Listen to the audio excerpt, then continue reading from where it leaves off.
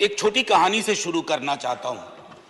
हमारे विश्वविद्यालय में एक शिक्षक थे, वो कह रहे थे कि एक सेठ थे राजस्थान में, अचानक सांप सांप चिल्लाने लगे। तो लोग आए, बोले क्या हुआ? बोला देखो सांप अभी पेट पर से चल के चला गया। बोले काटा तो नहीं ना? बोला नहीं काटा नहीं, रास्ता देख गया है।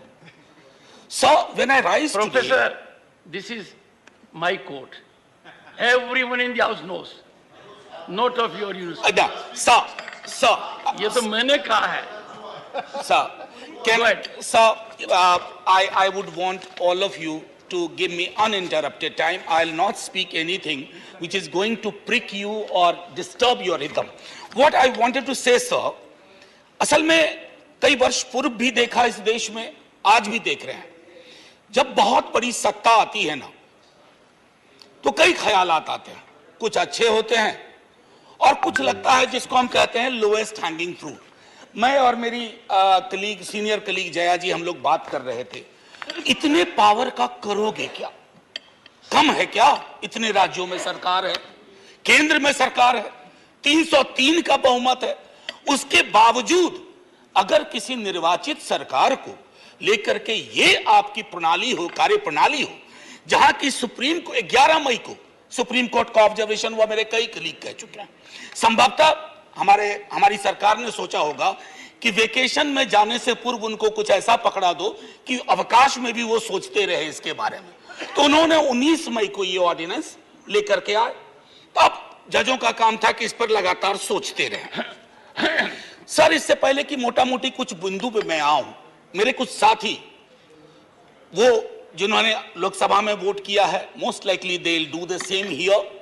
हालांकि लोकसभा के बारे में मैं जिक्र नहीं करना चाहता था, माननीय सभापति महोदय डाइवर्सिटी शब्द का आप बहुत जिक्र करते हैं, हम सब उसमें रिजॉइस करते हैं, हमारी प्राइड है वो। लेकिन एक मंत्री महोदया डाइवर्सिटी बोलते बोलते बोल गई कि इंडिया इज कॉम्प्लिकेटेड। सर, बचपन से लेके आज तक इंडिया कॉम्प्लिकेटेड नहीं लगा कभी। ये रिकॉर्ड में है पार्लियामेंट के, इसलिए मेरी चिंता है। इंडिया कॉम्प्लिकेटेड नहीं है सर, बड़ा सहज स्वभाव है इंडिया का, महासागर वाला है सर, सब कुछ समा जाता है, मजहब हो, धर्म हो, जाति हो, कौम हो, कोई हो। लेकिन इसको जब तालाब बनाने की आप कोशिश करते हैं तो महासागर तालाब नहीं बनना चाहता। सब फॉर ऑल दोज फ्रेंड्स, बड़ी अच्छी अच्छी बात कही, equi distance. Sir, equi distance का मतलब होता है न्यूट्रलिटी। जब चूहे की पूंछ पे हाथी का पांव पड़ा हो तो न्यूट्रलिटी उस चूहे से पूछिए कि उसको कैसा लग रहा है।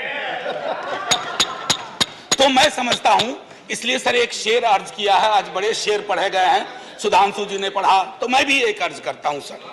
ये पड़ोस के मुल्क से आया है।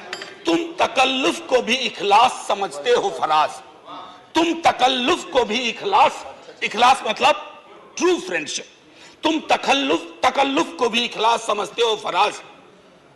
दोस्त होता नहीं है हर कोई हाथ मिलाने वाला, आपकी पेशे नजर है जी। तो मैं ये कहना चाह रहा था sir, at a historical juncture एक चीज और मुझे बड़ी अच्छी लगी। उस दिन हमारे माननीय गृह मंत्री जी ने जवाहरलाल नेहरू जी को कोट किया। एक पल को मुझको लगा कि इस शांतिवन में अस्थियां कसमसा गई होंगी। ये हुआ क्या? ये हुआ क्या? फिर अंबेडकर साहब को भी कोट किया, राजा जी को कोट किया, उन्होंने कन्हैयालाल मानिकलाल मुंशी को कोट नहीं किया, एचवी कामत को कोट नहीं किया, जो शायद ज्यादा उनके पक्ष में तर्क आ जाता। सर, विश्वविद्यालय में मैं पढ़ाता हूं तो पीएचडी के स्टूडेंट्स को साइटेशन हम लोग सिखाते हैं, जिसको कहते हैं एथिकल साइटेशन। एथिकल साइटेशन में यह नहीं होता है कि सेमी कोलोन के बाद का ले लिया और शुरू वाला छोड़ दिया। उदाहरण के लिए कहता हूं कि आज तक इस दुनिया में सबको लगता है इस देश में कि मार्क्स ने कहा था कि धर्म अफीम है, religion is the opium for masses. Sorry sir, the entire quote is religion is the sigh of the oppressed creature, the heart of a heartless world, and the soul of soulless condition. It is the opium of people. Sir, अब इसमें क्या किया हमने? सिर्फ opium वाला line निकाल लिया और मार्क्स को कह दिया कि धर्म विरोधी था। सर, मैं इसलिए कहता हूं साइटेशन बहुत इंपॉर्टेंट चीज है। बहरहाल जवाहरलाल जी की अस्थियों को मजा आया होगा, जहां तक मुझको लगता है शांतिवन में। सर, ये मूलतः मैं इसलिए नहीं कहता कि मैं बीजेपी के कार्यप्रणाली का विरोधी हूं सर, वो एक पॉलिटिकल रियलिटी है, हम भी एक पॉलिटिकल रियलिटी हैं। हम शत्रुता की जुबान से हमें एक दूसरे को संबोधन नहीं करना चाहिए, न सदन में न सदन के बाहर। साहब हम इंडियन मुजाहिदीन नहीं है साहब, हम ईस्ट इंडिया कंपनी नहीं है, हम वो भारतवर्ष हैं जिसको महासागर मैंने कहा, और उस महासागर में आप भी हैं, हम भी हैं। हम और आप एक दूसरे की कीमत पर नहीं है। तो सर मैं ये कहना चाहता था कि ये प्रतिगामी बिल है। सर आपको घंटी नहीं बजाना पड़ेगा, मैं प्रॉमिस करता हूं, पक्का उसी में खत्म कर दूंगा। सर प्रतिगामी मैंने क्यों कहा, दुनिया देख रही है कि हम कितना प्रोग्रेसिव लेजिस्लेशन ला रहे हैं। सर ये मुझे जो चिंता इसमें ये हो रही है कि माननीय सर्वोच्च न्यायालय ने एक निर्णय दिया। सर कुछ सोच के दिया होगा ना। आप अक्सर कहते हैं कि नेहरू नहीं चाहते थे, अरे नेहरू 56 में नहीं चाहते थे, 67 वर्ष बीत गए हैं, हकीकत नहीं बदलती क्या? नेहरू के टाइम में हम सार्वजनिक क्षेत्रों में कितना ध्यान देते थे और आज हम बेचने पे ध्यान दे रहे हैं। ये फर्क आया है ना सर। चूंकि ये फर्क आया है तो हर हकीकत में फर्क होता है। 56 की दिल्ली और आज की दिल्ली वही नहीं है सर। सर मैं तो अरविंद केजरीवाल जी का बिल ही नहीं मानता हूं, दिल्ली गवर्नमेंट का बिल ही नहीं मानता हूं।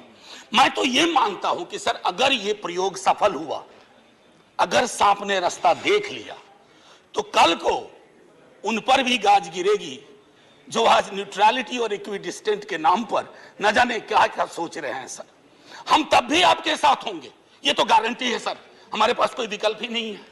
परेशान हताश लोगों के पक्ष में खड़ा होना। हम तो कश्मीर चल रहा था, उस वक्त आम आदमी पार्टी ने कोई और पोजीशन लिया था, आज उनको समझ में आ रहा होगा कि क्यों उस वक्त वो पोजीशन लिया। और आज मैं ये कह रहा हूं कि कल को किसी राज्य के साथ होगा, हम आपके साथ होंगे। सर सेपरेशन ऑफ पावर को लेकर के मेरे कई कलीग कह चुके हैं, मैं कुछ नहीं कहना चाहता, बस ये 3 चीज कहूंगा सर।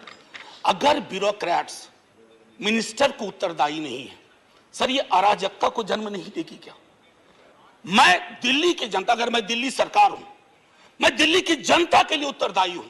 जैसे राघव कह रहे थे, अगर कोई विसंगति कहीं आती है, एलजी साहब के पास जाऊं सर, वो चुनाव जीते। हालांकि मैं जानता हूं इस देश में गवर्नर्स और लेफ्टिनेंट गवर्नर्स की भूमिका में विस्तार हो गया, अब तो वो राज्यों के नाम बदल दे रहे हैं। सर आपकी मुस्कुराहट इंगित कर रही है कुछ।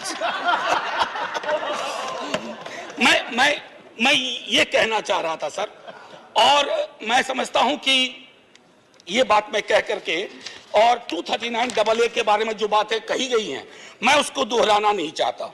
सिर्फ मैं एक चीज पे आऊंगा, कोरम। सर ये कमाल का कोरम हुआ, 3 में से 2 होंगे। मुख्यमंत्री बेचारा चेयरमैन है, बहुत अच्छी बात कही उन्होंने, चेयरमैन विदाउट चेयर। मुख्यमंत्री चेयरमैन है, वो अगर 2 मिनट लेट भी पहुंचेंगे तो कोरम डिसाइड कर लेगा क्या करना है दिल्ली के लिए।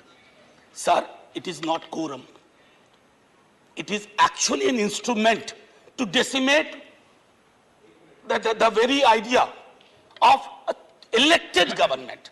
सर सर घंटी मत बजाइए, केशव राव जी की श्रेणी में 1.5-2 मिनट और ले लूंगा।